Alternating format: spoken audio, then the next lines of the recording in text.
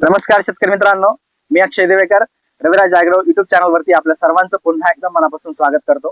शेतकरी मित्रांनो, सध्या उन्हाळी हंगामामध्ये आपल्या बऱ्याच शेतकरी बंधूंनी आपल्या शेतामध्ये मिरची पिकाची लागवड ही त्या ठिकाणी केलेली आहे। पण आताचं जर आपण तापमान बघितलं तर 38 ते 40 डिग्री सेल्सिअसच्या आसपास संपूर्ण महाराष्ट्रामध्ये तापमान आपल्याला दिसत आहे। आणि अशा अवस्थेमध्ये आपल्या मिरची पिकाला जे काही मुख्य आव्हान आहे त्यातलं मुख्य आव्हानामध्ये जर आपण बघितलं तर आपल्या मिरची पिकावरती येणारा व्हायरसचा अटॅक।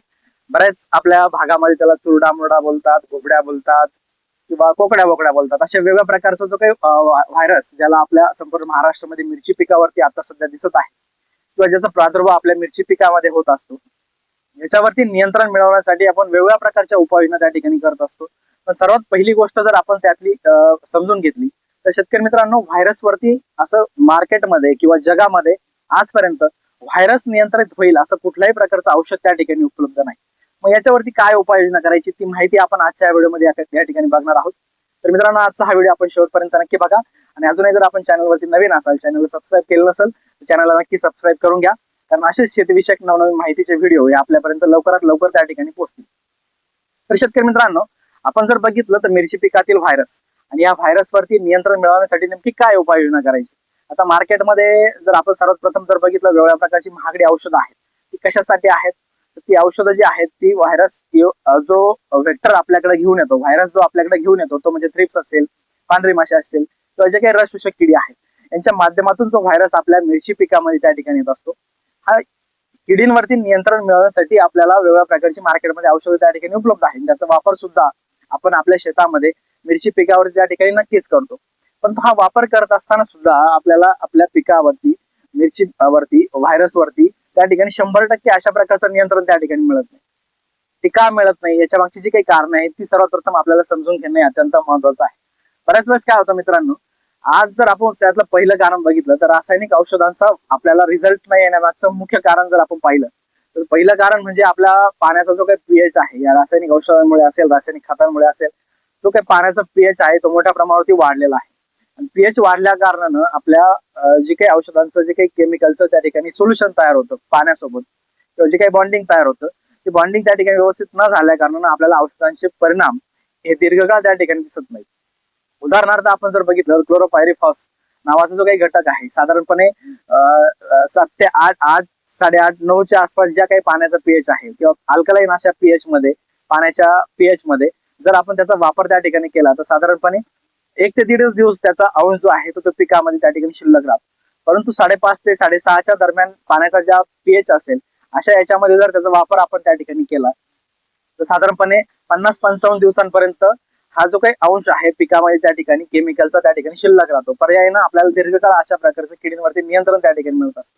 परंतु पाण्याचा पीएच वाढल्यामुळे किती महागडी अशा प्रकारची औषधं वापरून सुद्धा आपल्याला त्या ठिकाणी रिझल्ट येत नाही। यासाठी काय करणं महत्वाचं आहे मित्रांनो, घरगुती उपाय जी काही फवारणी आपण घेणार आहोत त्यामध्ये आपल्याला सायट्रिक ऍसिड अर्थात लिंबू जे काय आहे, निमोनिचं लिंबू आपल्याला साधारणपणे एका 15 लिटरच्या 20 लिटरच्या पंपासाठी अर्धा लिंबू आपल्याला त्या ठिकाणी वापरायचं आहे, जेणेकरून आपल्या पाण्याचा पीएच त्या ठिकाणी कमी होईल आणि आपल्या जे काही औषध आहेत त्यांचा रिझल्ट आपल्याला त्या ठिकाणी 100% मिळेल।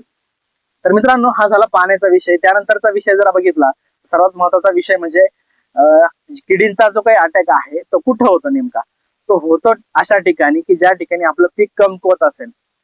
आपण शेतामध्ये सुद्धा आपण बघू शकतो, जर सशक्त जोमदार अशा प्रकारचं एखादं झाड त्या ठिकाणी जर असेल तर त्यावरती आपल्याला अशा रसशोषक किडीचा प्रादुर्भाव हा खूप कमी दिसतो। ज्या झाडाला थोडासा कमकुवतपणा त्या ठिकाणी आला असतो अशा ठिकाणी आपल्या रसशोषक किडीचा मोठ्या प्रमाणावरती प्रादुर्भाव हा आपल्याला त्या ठिकाणी झालेला असतो। मग त्यासाठी आपल्याला सर्वात महत्वाची गोष्ट करणं गरजेचं आहे ती म्हणजे आपल्याला आपल्या मिरची पिकाची रोगप्रतिकार क्षमता वाढवणं हे अत्यंत महत्वाचं आहे। मग त्यासाठी काय उपाययोजना करायची? अत्यंत साधी आणि सोपी आणि घरगुती उपाययोजना जर आपण बघितली तर जीवामृत, हे जीवामृताचा वापर आपल्याला साधारणपणे 8 दिवसाच्या अंतरानं आपल्याला मिरची पिकाला त्या ठिकाणी ड्रिपच्या माध्यमातून त्या ठिकाणी करायचं आहे, जेणेकरून या जीवामृतामुळे आपल्या मिरची पिकाला आवश्यक असणाऱ्या अन्नद्रव्यांचा पुरवठा सुद्धा त्या ठिकाणी होईल, जमिनीमध्ये गारवा सुद्धा अशा टेम्परेचरच्या दिवसांमध्ये त्या ठिकाणी तयार होईल आणि आपल्या पिकाला त्या ठिकाणी जैविक ताण जो येत असतो उन्हाळ्यामध्ये, अतिरिक्त तापमानामुळे जो काही जैविक ताण येतो तो त्या ठिकाणी येणार नाही आणि पर्यायानं आपल्या पिकाची रोगप्रतिकार क्षमता चांगली राहील, पीक सशक्त आणि जोमदार राहील आणि आपल्या पिकावरती अशा रसशोषक किडींचा प्रादुर्भाव त्या ठिकाणी येणार नाही। पर्यायानं व्हायरस सुद्धा त्या ठिकाणी कमी प्रमाणामध्ये येईल। अजून त्या उपर जर आपण पुढचं कारण जर बघितलं तर बऱ्याच वेळेस शेतकरी मित्रांनो हा जो काही व्हायरस येतो याच्यावरती जी काही मॉलिक्युल आपण वापरतो, जी काही रासायनिक औषधं वापरतो, ती औषधं वापरत असताना डायरेक्ट आपण महागडी किंवा हायर मॉलिक्युल जी वापरतो त्यानंतर आपल्याला साध्या साध्या औषधांचे रिझल्ट त्या ठिकाणी येतो. मग त्यासाठी वापरत असताना सर्वात प्रथम जर आपण बघितलं प्रतिबंधात्मक ज्यावेळेस आपण नवीन मिरची पिकाची लागवड त्या ठिकाणी करतो अशा वेळेस आपण साधी किंवा हलकी किंवा घरगुती उपाययोजना आपण त्या ठिकाणी वापरू शकतो. म्हणजे त्याच्यामध्ये तुमचा नीमतेल वापरू शकतो किंवा दशपर्णी अर्क नावाचं जे काही आपलं सोल्युशन आपण घरगुती पद्धतीनं कडू जी काही पानं असतात, लिंब असेल, कडुलिंब असेल, तुमचं एरंड असेल, पपई असेल, सीताफळ असेल, यासारखी जी काही कडवट अशा प्रकारची जी काही पानं आहे त्यांचा दशपर्णी अर्क तो सुद्धा आपण त्या ठिकाणी वापरू शकतो, जेणेकरून आपल्या पिकामध्ये प्रतिकार क्षमता किडींची जी काय आहे ती त्या ठिकाणी तयार होणार नाही आणि जी काही औषध वापरू त्याचे आपल्याला रिझल्ट त्या ठिकाणी येत राहतील. सर्वात महत्वाची गोष्ट म्हणजे 3 ते 4 दिवसांच्या अंतराने जर आपण दशपर्णी अर्क असेल, ताकांडी सोल्युशन असेल किंवा नीमतेल असेल यासारख्या जैविक निविष्ठांचा जर आपण त्या ठिकाणी वापर केला तर आपल्याला उत्पादनावरील खर्च सुद्धा त्या ठिकाणी कमी येणार आहे आणि किडींवरती योग्य प्रकारे नियंत्रण सुद्धा आपल्याला मिळणार आहे. त्यानंतर ज्या वेळेस आपल्याला गरज पडणार आहे त्यावेळेस आपण थायमिथोक्झाम असेल, डेल्टामेथ्रिन असेल किंवा तुमचं इमिडाक्लोपिड असेल यासारखी जी काही साधी कीटकनाशक मार्केटमध्ये उपलब्ध आहे त्याचा वापर त्या ठिकाणी करू शकतो.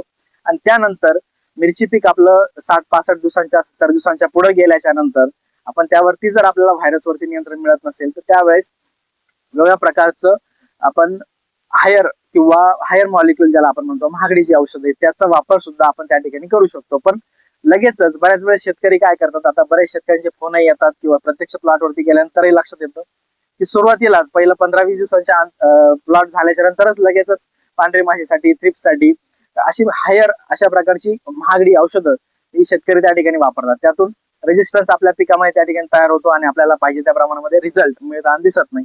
त्यातून आपला उत्पादन खर्च हा मोठ्या प्रमाणावरती वाढत असतो.